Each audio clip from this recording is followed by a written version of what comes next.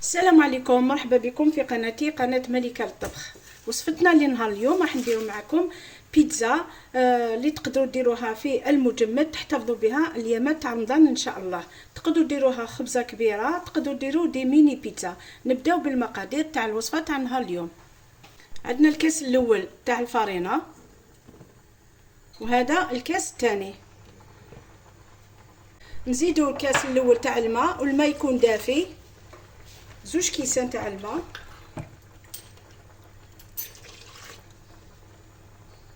نزيدوا مغرفه تاع الخميره تاع الخبز، ومغرفه كبيره تاني تاع السكر. هادو هما المقادير اللي نحتاجوهم.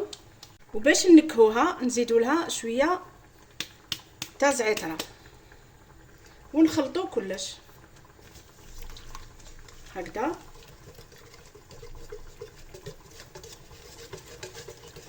بهذه الطريقه. نسيت في المقادير ما قلت لكمش على مغرف كبيره تاع حليب البودره، واللي ما عندهاش تقدر تستغنى عليه، ماشي هي حاجه ضروريه. نحركوا كلش ونخلوهم حتى يختمروا هكذا، نغطوه ونخلوه يخمر. هنا بعد ما خليتها 10 دقائق هاي اللي تفاعلت الخميره تاعنا، نبداو نضيفوه في الفارينه، نضيفوه بشويه ونخلطوه هكذا. دخلوا الفارينه مليح. هنايا نضيف الملح في هذه المرحله، نضيف الملح. شوفوا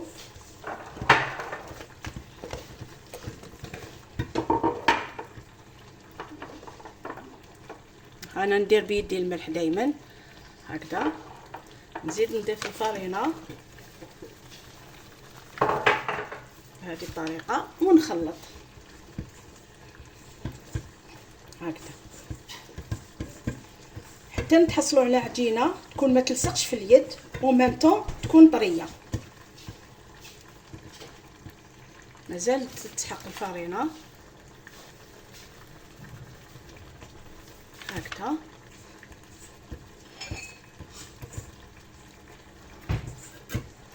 بهذه الطريقه حتى نتحصلوا على العجينه. هنايا دوكي عجنت العجينه ديالي، شوفوا هاي ليك. راح نزيد لها 2 مغارف تاع الخل. وعلاش راح نديروا المغارف هادو 2 تاع الخل؟ باش نديروها في كونجيلاتور ما تخافوش منها، هذه كماده حافظه. هذه المغرفه الاولى وهذه المغرفه الثانيه، ونعاودوا نخلوها تدور في البيتران.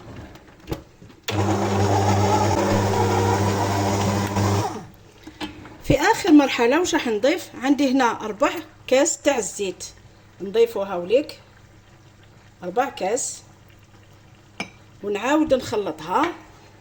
وهنايا رانا نكونوا ان شاء الله كملنا العجينه تاعنا. هذه هي العجينه تاعنا، شوفوا كيفاش لازم تجي.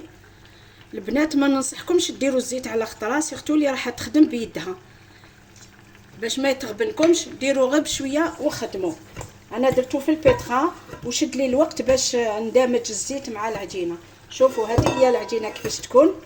شوفوا واش راح ندير لها، نخليها تختمر باش نعاود نولي ليها. نغطوها هكذا بهذه الطريقه، ومن بعد نعاودوا نولي ليها كي تخمر ان شاء الله. شوفوا هنا العجينه تاعي كيفاش طلعت. شوفوا شوفوا الله يبارك.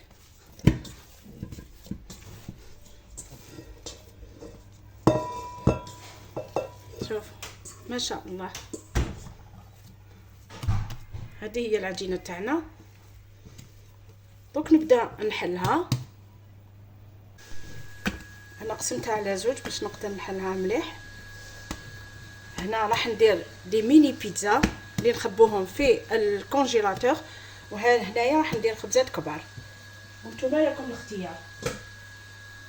واش نديروا؟ في اول حاجه نديروا الفارينه في لو بلون دو طرافاي بهذه الطريقه هكذا. كما راكم تشوفوا العجينه طريه، تسمى كي ديروا لها الفارينه ما تخافوش.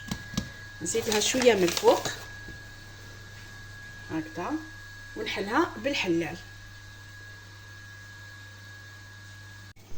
هكذا.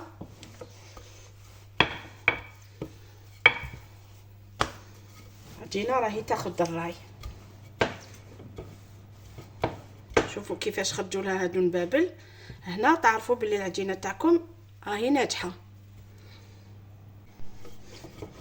نحلها رقيقه اكيد باسكو راح كي تخمر كي طيب راح تزيد في الفوليوم تاعها. شوفوا هكذا، هذه هي. شوفوا السمك تاعها كيفاش يكون، ما لازمش تكون رقيقه بزاف. شوفوا ماذا بيكم تنحوها بهذه الطريقه، تقدروا حتى تدوروها هكذا. دوك نبدا نحلها، نقطعها، نديرها هكذا بالفرشيطه، نديرها على خطره ماشي كل وحده وحدها هكذا. تقبوها جيبوا اي قطعه عندكم الحجم اللي تحبوه. انا راح ندير بهذه. شوفوا هكذا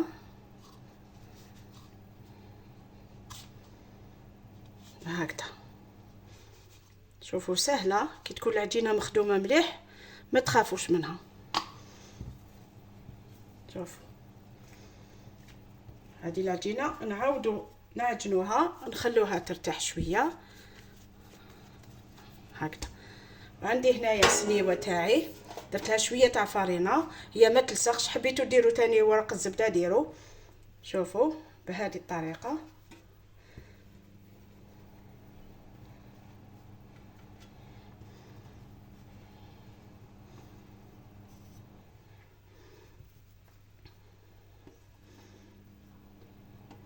والفرن تاعكم راه مسخن اكيد، لازم تكونوا سخنتوه على 180 درجه ولا 200 درجه احسن. 200 درجه، وكل وحده تعرف الفرن تاعها اكيد.